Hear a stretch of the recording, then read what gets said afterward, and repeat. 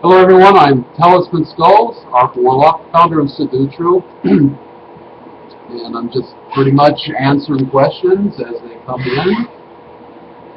Um, hmm. Well, let's get right down to a few of these. What do you think about Christian Gay? Honestly, as little as possible. You're talking about people that like to play the victim and can't seem to define themselves what their title is and waver back and forth all the freaking time. And it's just basically your run-of-the-mill con artists, like almost all of those groups that pretty much are only there to exploit people instead of just saying things like they are and allowing other people to make better informed, healthy decisions, but instead want to cater to people that think they're going to find something supernatural, mystical, and nefarious, when in reality it's a lot of crap. The other question is, are all warlocks gay? I'm not.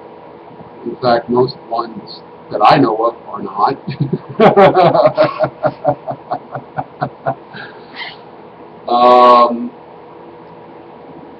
I like women a lot, but I already have a very special lady in my life, and I intend on keeping her, even when I'm cranky.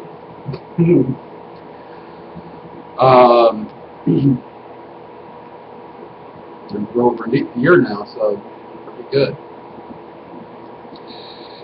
In any case,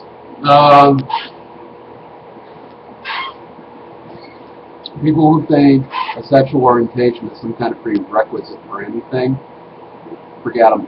The moment they start preaching that kind of stuff, walk away. They're a scammer. Bottom line. Does somebody have to have sex with you to be involved with the Sidutru? God, I hope not.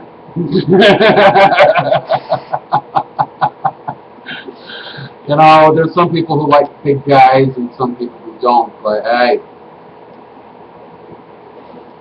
I'm me, you're you, they're them, and that's just the way it is. Alright? No. The whole concept of supposed sexual rights and all that other stuff is not part of Sidutru, not even in the slightest, far removed from it. People say, oh, well, the divine unity is composed of one God, three goddesses, or whatever. And it's like, we're not them, they're not us, it's non-applicable. How people decide to organize their particular relationships or marital structures, it's really up to them. And I support pretty much any relationship that's based on an actual commitment to the parties involved, and not just, some kind of swingers party nonsense of husband or wife swapping just to get your rocks off. If you're actually committed to a marital oath, you need to stand by it because it's an oath. And that's the bottom fucking line. And if you can't do that, you have no business being married in any form whatsoever. Whether it's one guy with two or more wives, one woman with two or more husbands, 3 lesbians hooked up, 3 homosexual guys hooked up, a transgendered person with one guy, one girlfriend, they're all hooked up, or whatever. It doesn't matter. It does not matter. And that is that they are committed to the relationship themselves, and if any member of that group in question, whatever. And I'm fine, and I'm totally supportive of the one guy, one gal, or one-on-one deal as well. It's just a matter of different strokes for different folks. But to also support those until you put a ring on that finger. Don't sit there and try to hose down, piss down everything else. And the other bottom line is, stop treating each other like you're fucking property. You're in a partnership, a relationship, and who gives a fuck what other people say about it? Alright? I've seen some people saying, well, I wouldn't share my, I've seen one lady go, well, I wouldn't share my boyfriend with another girl. And it's like, hey, that's fine, I understand it. She goes, and then she replied with, yeah, besides, that girl's mine, and, nobody else can have her. And I was like, wait a minute. You just threw a fucking double standard there. On one hand, it's supposedly alright just because you're in a girl-on-girl relationship with another guy, but he's not allowed to have another girlfriend separate from this side girl that you have, or he's not involved with the girl at the same time you are. Sorry, I can't back that up. It just doesn't work that way. There's a lot of people that try to make excuses for it, but they're also immature and stupid. And they're not reliable for relationships. I've actually had relationships with those types, and believe me, as soon as I realized what they were into, I cut them to the curb as quick as I possibly could. I could get away from them fast enough if I was with my ass strapped to a fucking 747 and they were on full bore, We've all had bad relationships and we've all taken the heat from it, but that's, a factor of growing up.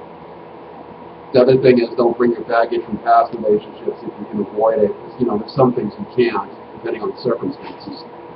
But as far as the emotional factor is, don't bring it in the mix. And don't project somebody else's face on someone else.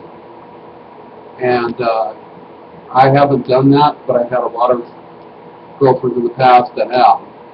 And I've always been like, well, what the fuck? Well, this did that to me before, and so, I'm da-da-da-da-da-da, and I'm like, I'm not him. Well, so what? I mean, I'm just kind of realizing that. It's like, okay, so what, huh? Okay, we're done. And people say, well, that's pretty cold, and I'm pretty much stating that, yeah, it is on one part. But it's because that person's got a lot more baggage than you are prepared to deal with, then you really don't want to be involved with them until they've learned to sort it out and haven't just, latched onto you as, instead of Mr. Right, Mr. Right Now, or whatever they want to say. And that's, try not to sneeze. Anyway. That's just the reality. That's just the way it is. And the same thing goes for ladies when you get involved with guys. They're projecting a lot of shit about, past relationships on you right now. And for a fact, you're not cheating on the fucker. And he gets freaked out when you're like talking to your dad or some shit. Cut the fucker loose. And the reason why you want to cut them loose is because it's very easy for those types to go into abuser. I've had women do that to me and attack me, And I've got a few scars to prove that one too, that, shoulder back, things like that. So the bottom line is, those who try to say that an abuser is always the guy who scores shit, anybody with a head out of their ass and doesn't buy into the propaganda and other nonsense, they know that's crap. And it is crap. An abuser is an abuser regardless of what's between their legs. And that's all there is to it. And if you're not an abusive person, you have no reason to continuously be involved with those kind of people. And if you're worried about what they're going to do to you if you try to leave them, knock them the fuck out with a frying pan and get the hell out of Dodge. Leave all your fucking shit, it can be replaced. You got pets, throw them in the fucking car. Whatever you have to do is get the fuck out. And there's no excuses that you can make. One way or the other, you're going to get out of that relationship, and it's better you get out alive. Okay? So that's pretty much my view on relationships in general. The other thing is, after you have had an argument with somebody about something, let go of it. Right? It's done. It's dead. Don't bring it up a week later. Don't bring it up 6 months later and try to say, well, that thing you did back then? Fuck you. Okay? That's a fair response. That was in the past. We got over that. Move on. And if you can't let it go, we're already done. You got to start being strong, people. You got to start being clear on things. And you got to literally lay out all the cards on the table up front when you first get in a relationship and say, look, yeah, I think you're hot and I'd love to bang your ass or whatever, but the bottom line is, here's my rules, here's my views. If this doesn't work for you, okay, let's just stay friends and leave it at that. The other thing is, if said boyfriend or girlfriend gives you essentially a free pass, if you're the one giving the free pass and the person you're with decides to go ahead and go for it, don't bitch at them and be pissed off at them because they actually did so. You gave them a free fucking pass. If you're not okay with it, don't do it. And if you can't trust that they won't do it anyways, then leave them. Problem solved. And people say, oh, wait, that's easier said than done. Not when you have the fucking maturity and inner sense of self. You get up off your ass and walk away from that crap that you know is not going to be able to be resolved. It's not going to be able to be improved.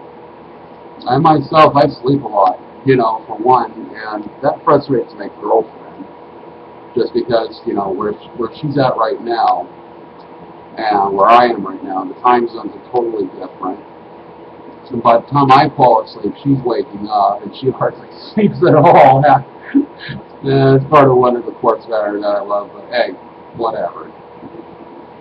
But that's the thing, you gotta also appreciate one of the quirks, and you don't need to muck it up with all the other bullshit, right? Not some fantasy life kind of idea. You got your fantasy and potential when you're actually involved in a good relationship with somebody.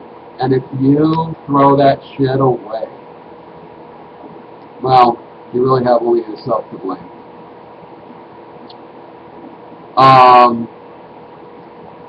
When I get angry at some of the things that my girlfriend says, I'll point blank say to her, okay, I can't talk anymore because I don't want to, say something I'm going to regret, which I'm mindful enough now that when I get heated, shit just starts coming out. Part of that comes from growing up on the streets and shit too. For almost a decade. People are like, well, how did you survive that long? And I'll tell you, it wasn't involving drugs or anything illegal, and it was not fucking something to go and do. Alright? There's a lot of idiots that I saw going on the streets and they wouldn't survive a fucking New York minute. And there were others that thought, oh, I'm going to hang around the streets because being around the streets is cool. You're a fucking moron, you're just a mark waiting to get picked off. And that's the harsh reality. Nature's a bitch, life's a bitch. Instead of constantly throwing yourself in the mix of a bitch, let's get away from that bitch, Don't go looking for trouble, it'll find you anyways. It's better to be prepared to deal with it when it comes your way, as best as you can.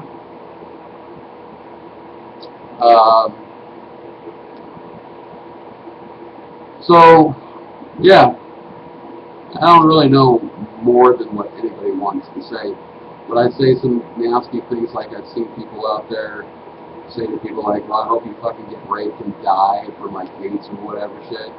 No, that's the kind of crap a lot of other trolls and shit would say. And that's just the fucking disgusting people. Their whole fucking lives are based on tearing people down. They got absolutely nothing to show for themselves, except what kind of fucking cowards they really are. And of course, they're also the types that'll take a picture or image or whatever and paste it on all kinds of weird sex sites or whatever just to try and humiliate you or whatever. And everybody fucking knows that's all the person's doing. I've had that done to me several times. And I actually have made comments to some, like, for example, my image in one place was actually put up at a gay bondage porn site. And what's funny part is that there was a bunch of guys that were actually trying to hit on me, and I actually said, thanks, I'm straight, just some other guy put up there, I'm really sorry. And it backfired on the person who did it, because the people in that community came down on them like a ton of fucking bricks. So, just be mindful of that. Peace.